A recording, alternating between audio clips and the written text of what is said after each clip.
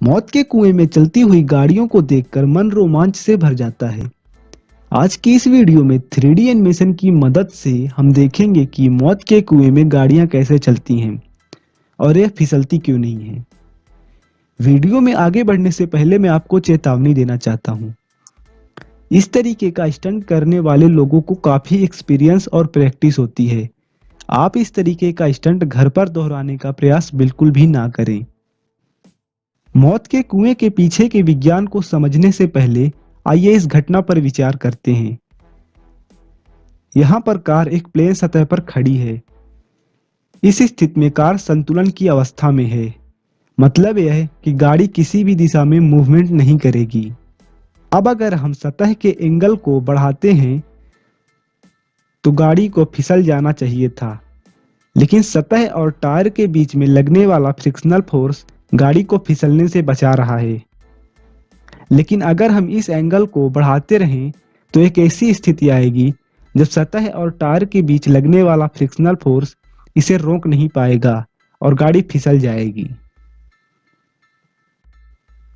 अगर सतह का एंगल 90 डिग्री हो तो गाड़ी सतह पर टिक भी नहीं पाएगी।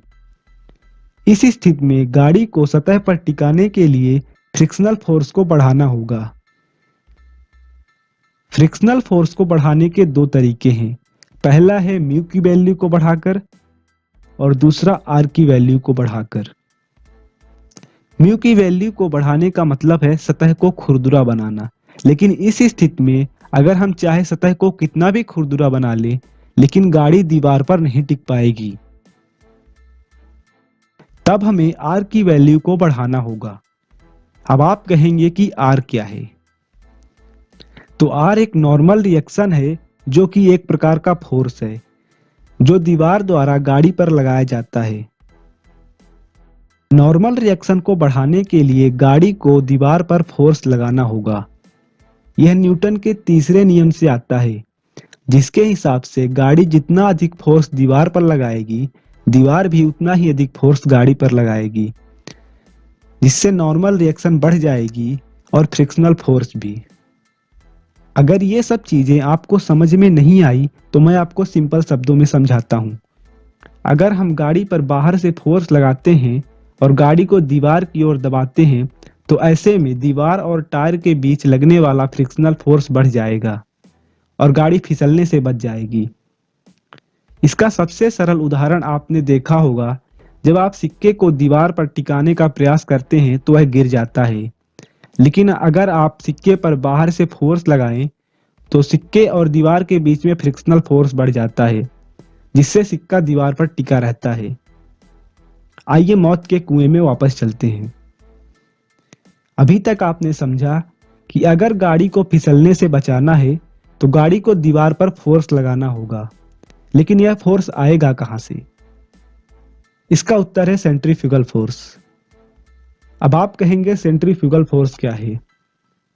तो सिंपल शब्दों में अगर आप समझें तो जब कोई भी वस्तु किसी सर्कुलर पाथ में घूम रही होती है तो वह सेंटर से दूर जाने का प्रयास करती है, जिसके कारण एक फोर्स लगता है जिसे सेंट्रीफ्यूगल फोर्स कहते हैं।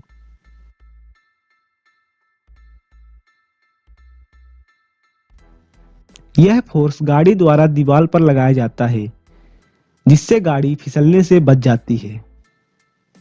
स्टंटमैन इन सभी फोर्सेस को अनजाने में ही बैलेंस कर रहा होता है। इस स्टंट में एक छोटी सी चूक एक बड़ी दुर्घटना का रूप ले सकती है, इसीलिए इसे मौत का कुआं कहा जाता है।